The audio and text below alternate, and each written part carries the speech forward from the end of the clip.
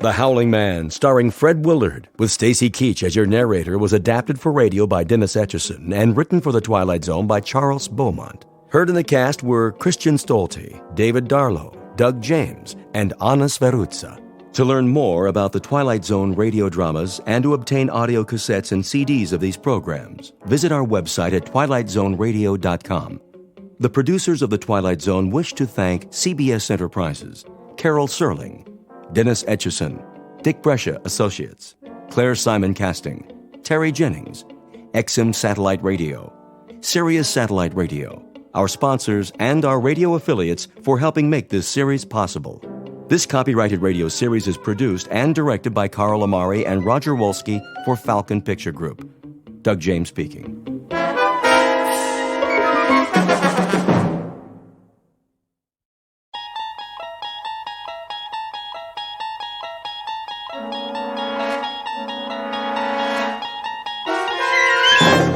You're traveling through another dimension. A dimension not only of sight and sound, but of mind. A journey into a wondrous land whose boundaries are those of imagination. Your next stop, the Twilight Zone.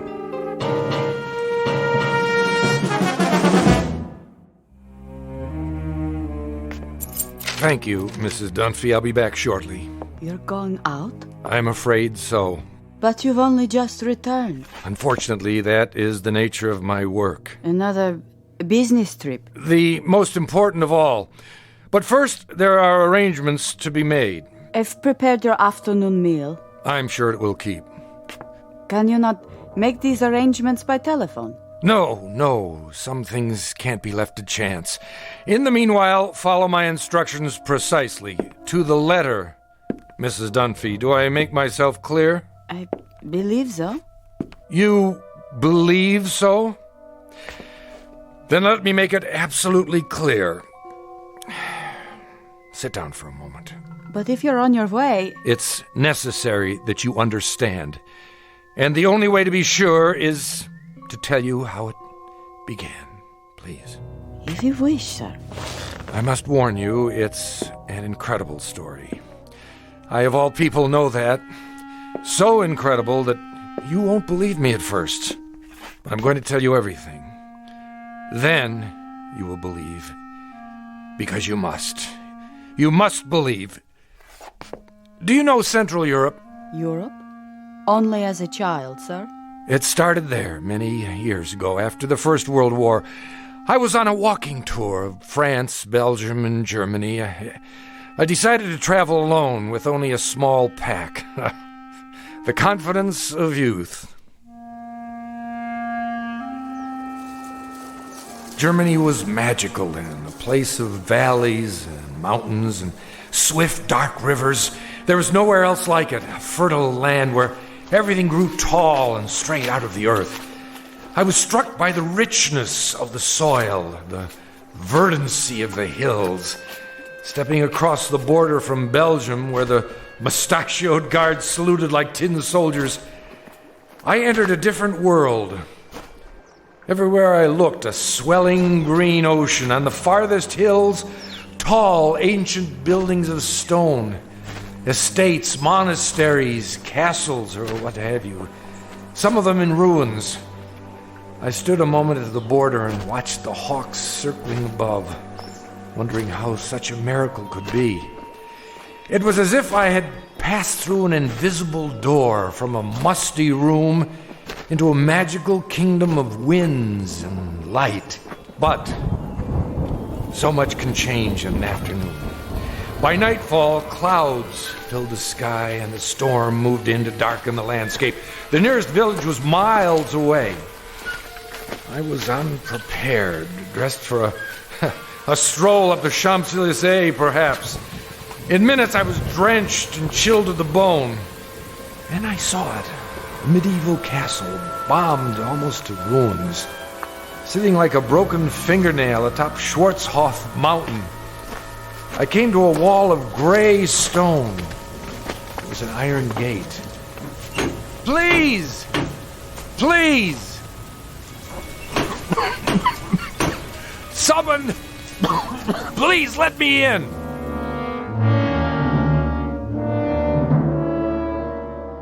story told years ago by a man who recalled it from his youth. Fortunately, or perhaps unfortunately, he was never able to put it out of his mind. It begins with a wayfaring traveler. His name is David Ellington, scholar, seeker of truth, and to his dismay, a finder of truth. A man approaching exhaustion, who will confront a problem that has haunted the world since the beginning of time. A man who knocks on a gate seeking sanctuary, and instead finds that he has just crossed an unmarked border into the far edges of the Twilight Zone.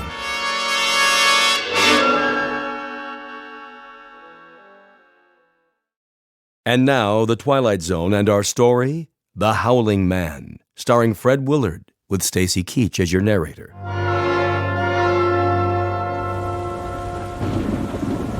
I found a rope by the gate and pulled it. Please! Someone! Yes? What is it? Let me in! I'm sorry. You don't understand. I'm traveling on foot. We don't allow visitors. I'm not a visitor! What is this place? It's called the Hermitage. And I'm a stranger caught in the storm. Your robe, the cross around your neck. You're a man of God. I'm lost. Don't you understand? Lost. Very well. Follow me. Thank you, brother. You're ill. I'll be all right. Once I dry out. This way. What are these rooms?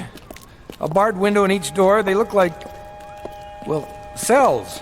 All are empty now. I see, but what were they? Wait here. What for? I'll speak to Brother Jerome.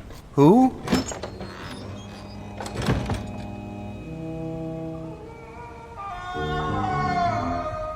What in the...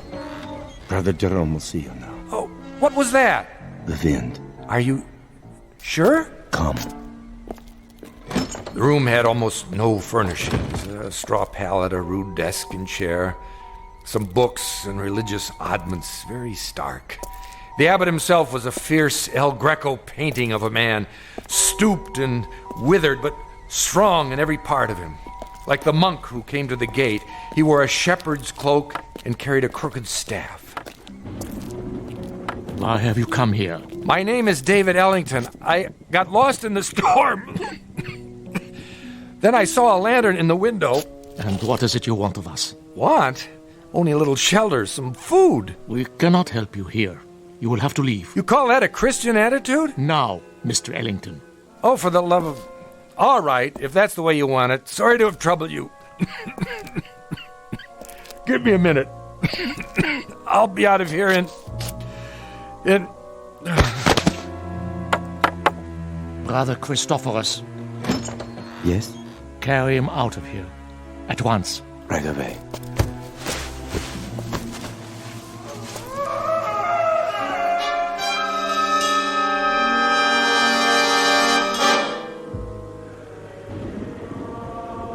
I don't know how long I remained unconscious. When I came to, I was in a primitive cubicle, one of the cells. Walls and ceiling of gray stone, a single small window in the shape of an arch, the floor hard-packed dirt. The monk sat nearby in a chair.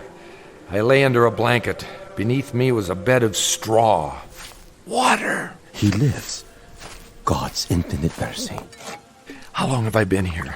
9 days, my son. 9 days? You were very ill. The fever was on you. Brother Jerome said you would die, and he sent me to watch over you. I have never seen a man die. He holds that it is an important teaching, but now I suppose it was not your time. Sorry to disappoint you. No, my boy, don't try to rise. You must rest. What in the name of heaven is that?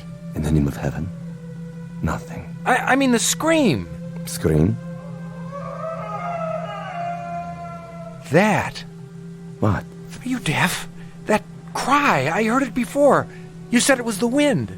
Ah, The wind cleanses the land after a storm. But it isn't the wind, is it? I don't understand your meaning. It's a man. Careful. You must regain your strength. There! Don't tell me you didn't hear it! Perhaps you would like some soup. It's cold, but nourishing. What I would like, brother, is to leave this place. I'm afraid that's impossible. What do you mean? Only that you're not well enough to travel. And of course, you won't be well enough to travel as long as you think you hear such sounds. Now, the soup. I don't want it. Open, please. There. That's better.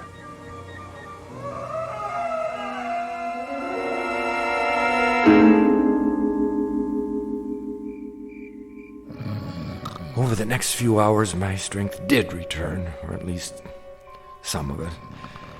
I waited until the monk had fallen asleep. Then at last I made my move. The door was held shut by a simple iron bolt. I had only to slide it a few inches without waking him. I was almost free, but I could not remember which way we had come. When I turned into another corridor, I realized I was lost. It was a maze of dark passages and doors. Here, a part of the ruined ceiling was broken away, and I saw that the moon had risen. In the naked light of the moon, I saw one door different somehow from the others. At first, I was not sure why. Then I realized that in place of a bolt, it was held shut by a piece of wood, a mere stick, crooked and curved, like the peculiar staffs carried by the monk and the abbot, only in miniature, no greater in length than my forearm. On this door, in this door alone, a small wooden staff replaced the iron bolt. How odd! I looked through the opening in the door. Inside, a filthy, shadowed hovel. No table or chair, no straw for a bed. It appeared to be empty. What? There was a man, huddled in the corner, holding his knees and rocking, head back like an animal. In the soiled moonlight, I saw his dirty beard, his rotted clothes. Who are you? Help me! Stay back. No, please. In the name of humanity, help me! But who? You're not one of them. No, my name is Ellington. I'm an American. Shh. What are you afraid of? Them. Listen. Do you hear them coming? No, but why? They will look for you. We only have a moment. You speak as if I'm a prisoner. Aren't you? I'm not sure. Come closer, and I'll explain. Explain what? Don't you know what they are? These men of God. They are mad, Mr. Ellington. All of them. Raving mad. Why do you say so? I was in the village, in Schwarzhof, doing nothing out of the ordinary, walking the street with my woman. We were holding hands. That is all. Do you see anything wrong with that? Well, of course not. But what? We paused to rest by a tree in the shade. And then we kissed. Yes, I admit it. Is it wrong to kiss? Tell me. Why, no, I don't think so. You don't think so. I don't think so. But Jerome, that lecherous old fool. The gaunt man, the one in charge. So, you have seen him. As I kissed her, a shadow fell over us. We looked up and saw him standing there. I opened my mouth to speak, but before I could utter a word, he raised the wooden staff he carries, so heavy. You've seen it. Yes. And he hit me again and again. He smote me like an angry god, or a man who thinks he's God. I woke up here. No. I swear. They flogged me with knotted ropes. I asked for food. They would not give it to me. I begged for water. They gave me none. Then they threw me in this filthy room and locked the door. Well, why? For revenge. Jerome wanted my woman. Are you sure? Yes. That disgusting old man, that fanatic. He wanted her. And when she refused his advances, he took his fury out on me. Your story, I find it difficult to believe. Of course you do. That's the strength of the man. He makes his madness seem a harmless thing, the beliefs of a religious zealot. But this is not a religious order, Mr. Ellington. These brothers of truth. Is that what they're called? That's what they call themselves. The real truth is they're outcasts, misfits, cut off from the world because the world will not have them. Have you heard of their sect before, of this hermitage? No, I haven't. Mr. Ellington, you must believe me. I don't say they're all evil, only mad. And here, within these walls, they answer to no law but their own. Wait for me. Where are you going? I'll speak to Jerome. No, you mustn't. If I remind him that false imprisonment is a crime... I tell you, he's the greatest maniac of them all. Quick! He's coming. Hide yourself. Mr. Ellington. No.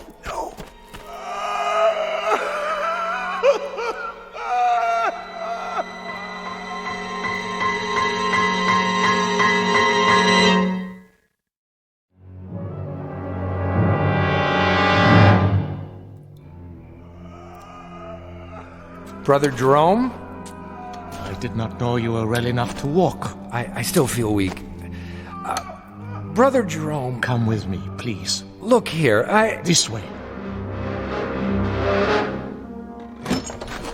Where were you going? I was looking for you. It was unwise for you to wander on your own. The corridors can be treacherous. Oh, can they? In what way? The building is very old. One might trip and fall without a torch. Or go where one is not meant to go, is that it? See something perhaps that you're ashamed of? I do not know to what you refer. Don't you? Oh, then you don't know the grounds very well. I saw something just now that violates the law of this country and of humanity. I must ask you... And I must ask you, Mr. Ellington, to leave the hermitage at once. We lack proper facilities to care for the ill. You certainly do. Arrangements can be made in Schwarzhof. Just a minute. No, not a minute. Not an extra second, Mr. Ellington. Now. I thought you were concerned about my health. I am. But now you want me gone regardless. Why? I have explained that. You've explained nothing. Based on what I've seen, I question your motives. I question your entire operation here. You are making assumptions. I certainly am. Now, look, no one invited me to come here. I realize that. I arrived unexpectedly, and you're not prepared for visitors. But I had no choice. And there is no excuse for your behavior. I suppose it was only a matter of time before you brought out the knotted ropes so that you could flail me or whatever it is you do for amusement. My son. I'm not your son. There are many things you don't understand. That's right, I don't. So begin with this one. Tell me, why are you in such a hurry for me to leave? What more are you afraid I'll find out? More? Besides the man you've got locked up in that cell. What man is that, Mr. Ellington? The one we just left. The one who's been screaming his head off. I am not sure what you're talking about. That's it, isn't it, brother? Or is he only one of many? Well, it isn't a secret anymore.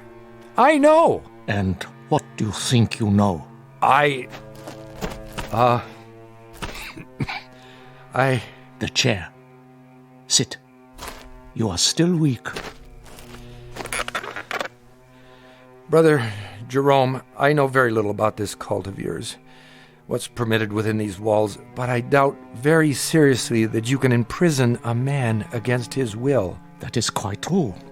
We have no such authority. Then why have you done it? No man has ever been imprisoned at the Hermitage, Mr. Ellington. He claims otherwise. Who claims otherwise? Who do you think? The man in the cell at the end of the corridor. There is no man in the cell at the end of the corridor. I was talking with him. You are talking with no man. And you think I'm hallucinating? Mr. Ellington, you are ill. You still have a fever. In such a state, delirium may cause one to see and hear things that do not exist. Do you mean to tell me you don't hear that? Hear what? Look at me. Dreams can seem very real. And honest men make unconvincing liars.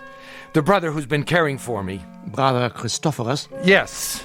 He has a way of looking at the floor when he tells me I'm imagining things. You look at me, but your voice loses its command. More imaginings. I don't know why, but you're both very intent on keeping me away from the truth. What do you know of the truth? Which is not only poor Christianity, Brother Jerome, it's poor psychology, because now I'm very curious indeed. Curiosity is a dangerous thing. Oh, I was taught it's a sign of intelligence. There are some things best left alone. Like sleeping dogs, a nest of snakes. I'll uncover the facts eventually, you know. Meaning what? Just what I say. I imagine the local police will be interested to learn that you're keeping a man locked up here. I tell you, there is no man. All right, let's forget it. I'll deal with it in my own way. And what way is that? However I see fit. It's no concern of yours now. Oh, and I apologize for not dying. Maybe some other time, brother. Mr. Ellington. A last word? Bon voyage? Don't bother yourself. I'll make it to the village with no further delay, I assure you. Mr. Ellington, the prisoner in the cell, it's a delicate matter. Ah! So you admit it? A terrible thing.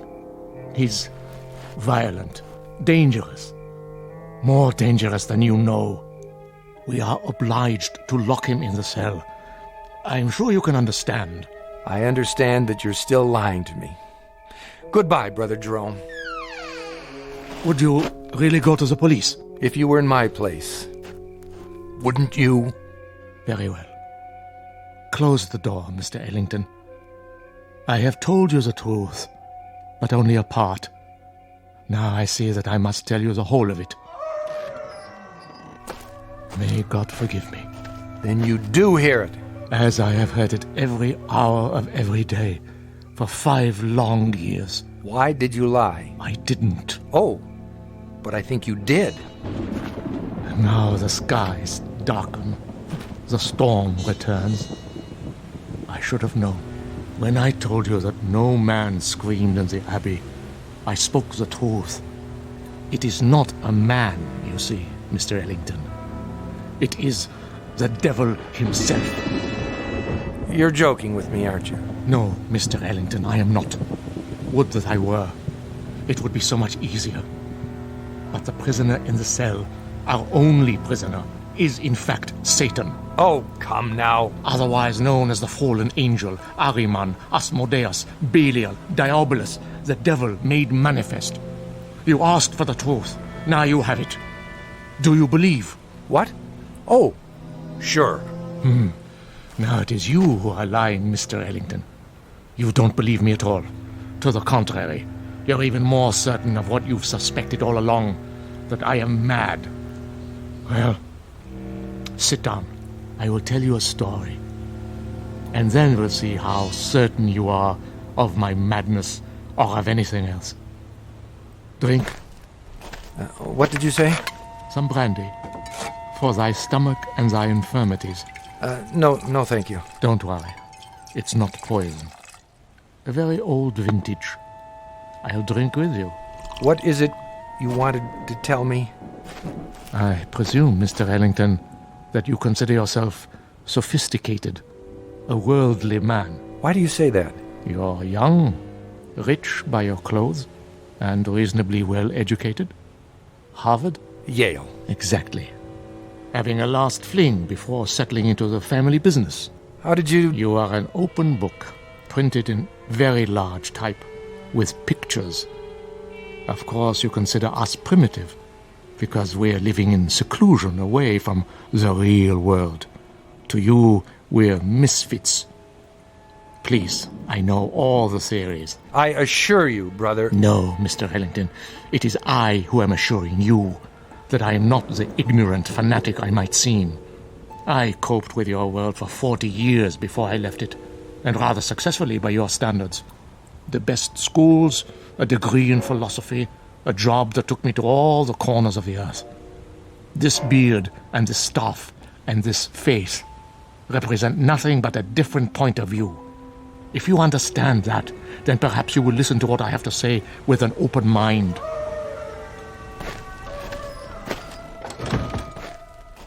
Go on. 5 years ago, there were no screams at the Hermitage. This was simply the bombed-out ruins of a castle belonging to the family Wulfren. How did you come by it? Baron Wulfren turned it over to the Brothers of Truth as a gesture of charity.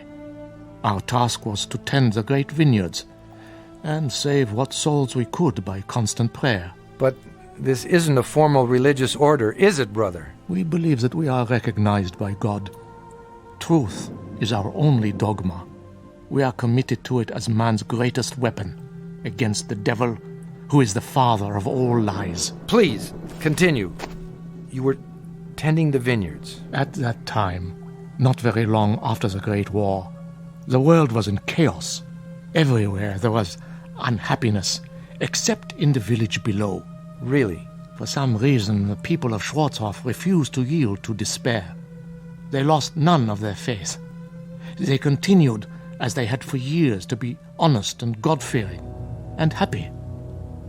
The village was a plum to Satan, one he could not resist.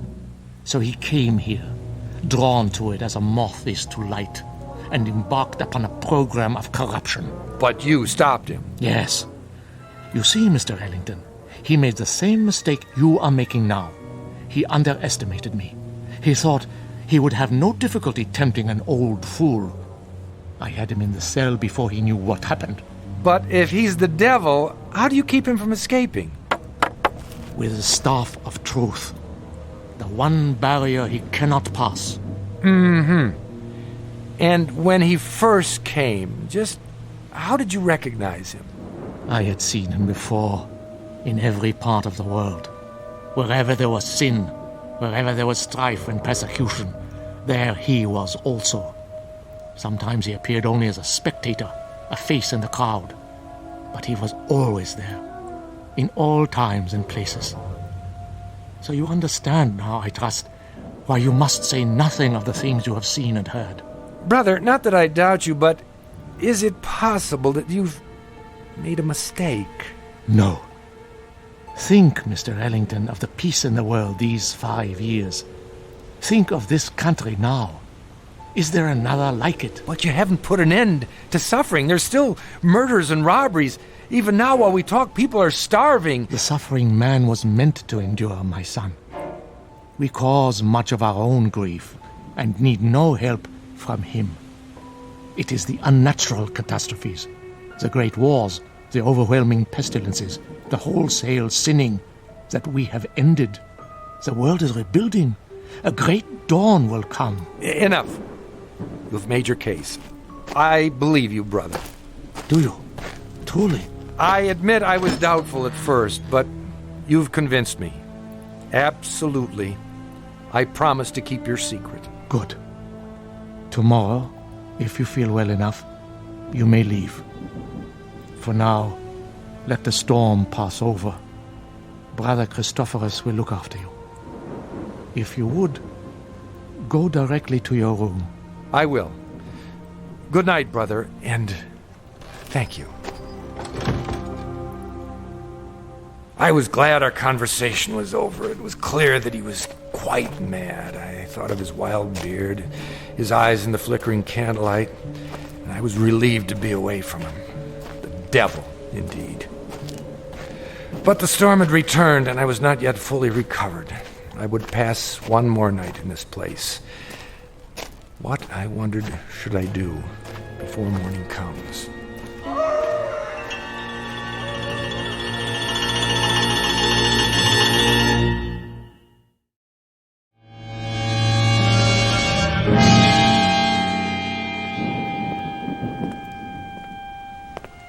The corridor was dank and empty. I felt as though I were the last sane man in an insane world.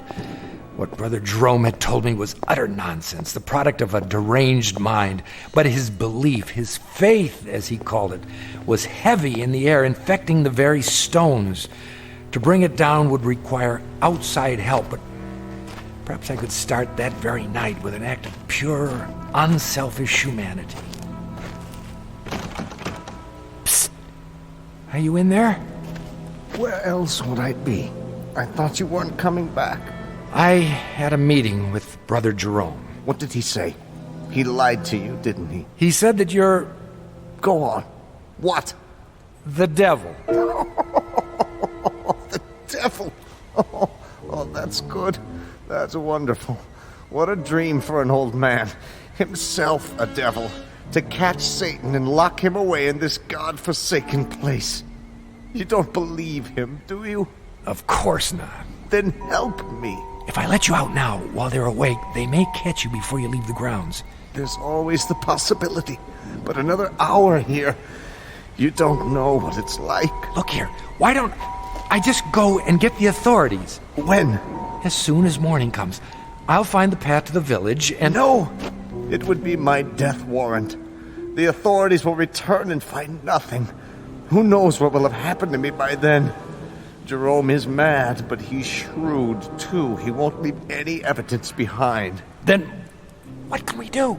You must let me out now. There doesn't seem to be a lock on your cell, only this small shepherd's staff. You could almost reach through the bars and remove it yourself. I've tried. It's wedged in such a way that I can't get my fingers around it. Here, I think I can get it. Quickly. Wait. Brother Christophorus. There you are. Brother Jerome was fearful. You might lose your way. No, nothing of the kind. Come along.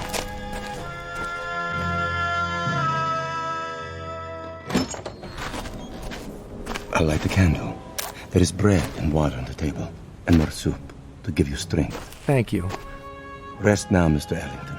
Remember, you're still a very sick man. I'm feeling much better. Nonetheless, Brother Jerome has asked me to watch over you.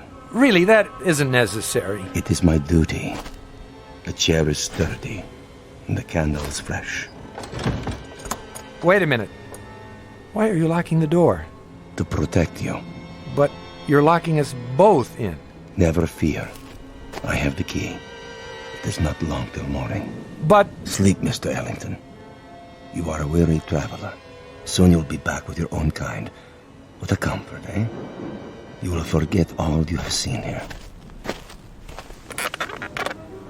I watched the monk as he sat heavily in the chair. I was a prisoner, no doubt about it. How much longer, I wondered, for both prisoners? What if the morning came and Brother Jerome chose not to release me as he promised? I might remain here for... How long had the Howling man been in prison? 5 years?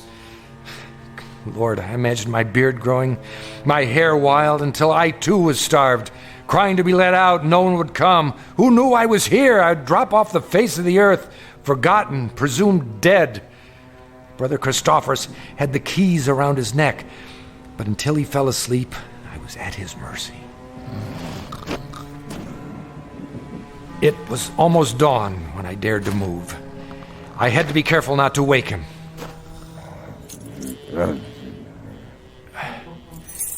Yes, I finally had the key. I locked Brother Christophorus in the cell. There was no time to spare. I knew I must release the Howling man before I left the hermitage. You've come. Good. What do you want me to do? Lift off the wooden bolt. Are you sure this is all that holds you in? A small carved stick? Yes, lift it off, I tell you. But surely you could have forced the door and broken it. Please! There is no time for talk. In the name of mercy, if you fail now, they'll kill both of us. All right. Hurry. I'm trying. I just need to slide it out of the latch.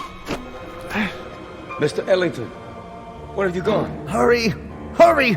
A moment. Stop him! Stop him! Now! Brother Jerome, come quickly. I am free. Stop! I command you! The other way. Now. Here is the gate. It's locked. I must get over the wall. I'll put my hands together. A hoist. Step up. Let not Satan escape us, O Lord. Let him not sow the seeds of evil throughout the world.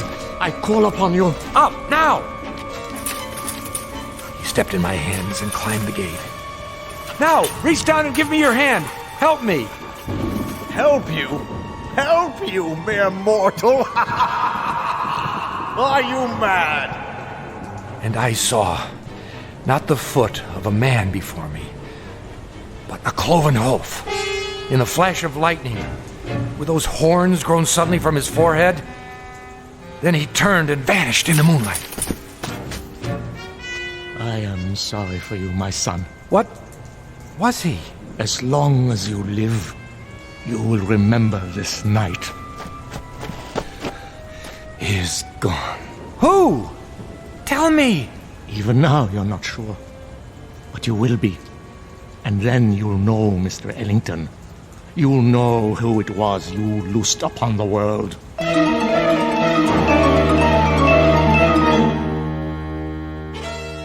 The monks were mad, I thought.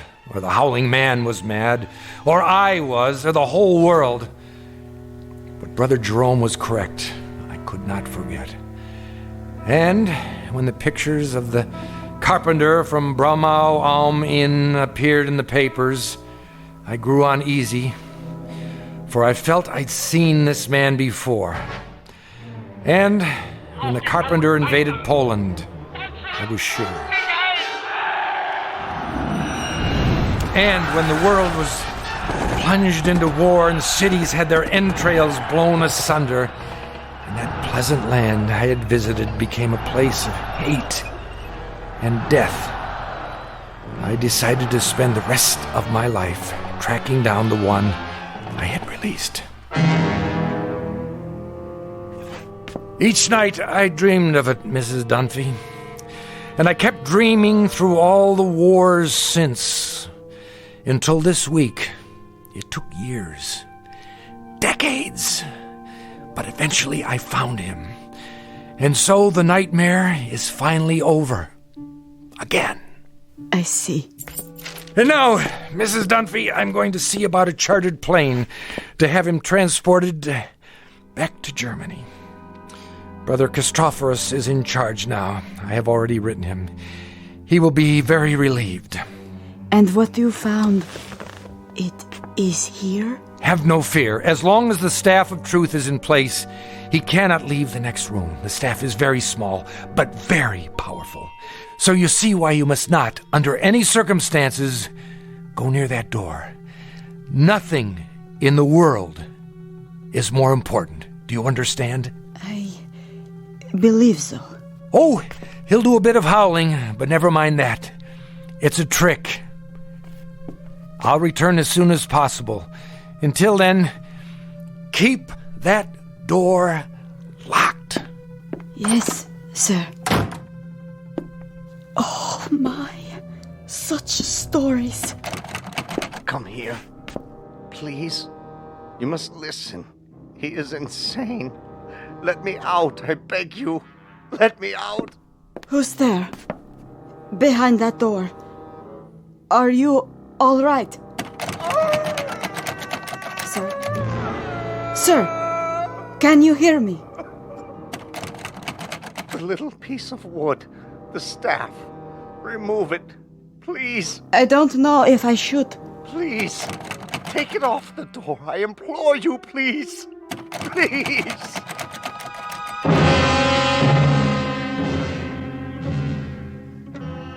Ancient folk saying, you can catch the devil, but you can't hold him long.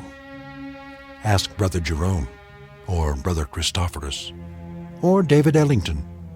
They know, and they'll go on knowing to the end of their days in the Twilight Zone. More from the Twilight Zone after this. You are about to enter another dimension, a dimension not only of sight and sound, but of mind, a journey into a wondrous land of imagination. Next stop, the Twilight Zone. Hi, this is Stacy Keach. I'd like to take a moment to tell you about our Twilight Zone website at twilightzoneradio.com. At TwilightZoneRadio.com, you'll find the latest information on these Twilight Zone radio dramas, including behind-the-scenes photographs, plus the newest product releases, trivia contests, ways to contact us, other Twilight Zone-related info and merchandise, plus links to other fascinating websites. So make your next stop TwilightZoneRadio.com.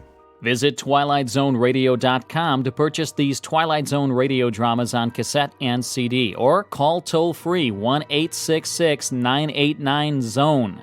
That's 1-866-989-9663.